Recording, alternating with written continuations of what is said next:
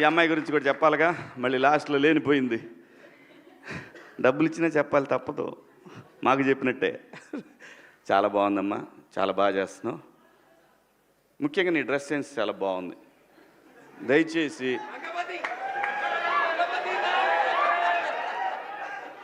ఇంకో విషయం చెబుతున్నా, అమ్మాయిలు హీరోయిన్లు ఏ బట్టలు పెడితే వేసుకొని పోతే మనమే దరిద్రం అనుభవించాల్సి వస్తమ్మా. ఏమనుకోవద్దు, హీరోయిన్లు అందరూ మీరు అనుకున్నా నాకు పోయేది లేదు, లాగి పీకుతాం మనం, అది వేరే విషయం. కానీ మీ అందం చీరలోనో, మీ అందం నిండుగా కప్పుకునే బట్టల్లోనే ఉంటుంది తప్పితే సామాను కనపడే దాంట్లో ఏముండదమ్మా.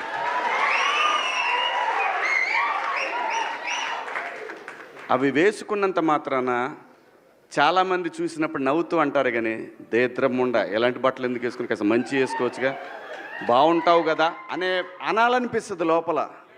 అనలేము. అంటే మళ్ళీ స్త్రీ స్వాతంత్రం లేదా స్వేచ్ఛ లేదు. స్త్రీ అంటే ప్రకృతి, ఎంత అందంగా ఉంటే అంత గౌరవం పెరిగిద్ది. ఈ ప్రకృతి అద్భుతంగా ఉంటుంది. అలాగే స్త్రీ మా అమ్మ చక్కగా ఎప్పటికీ గుండెల్లో కనపడతా ఉంటుంది, ఒక సావిత్రమ్మ కానీ ఒక సౌందర్య కానీ. అలాగే ఈ జనరేషన్లో ఇంకా చాలామంది, రష్మిక, చాలామంది అమ్మాయిలు ఉన్నారు. వీళ్ళందరూ ఇంపాక్ట్ క్రియేట్ చేశారు కాబట్టి అమ్మటే చెప్పగలుగుతున్నాం. గ్లామర్ అనేది ఒక దశ వరకే ఉండాలా, ఇంతవరకు ఉంటే పర్లా, అది ఇక్కడికి రాకూడదు.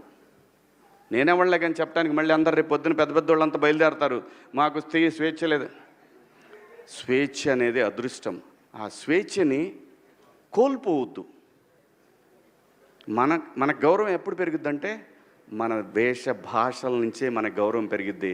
అందులో ప్రపంచ వేదికల మీదైనా సరే చీర కట్టుకున్న వాళ్ళకే విశ్వసుందర కిరీటాలు వచ్చినాయి. Thank you so much.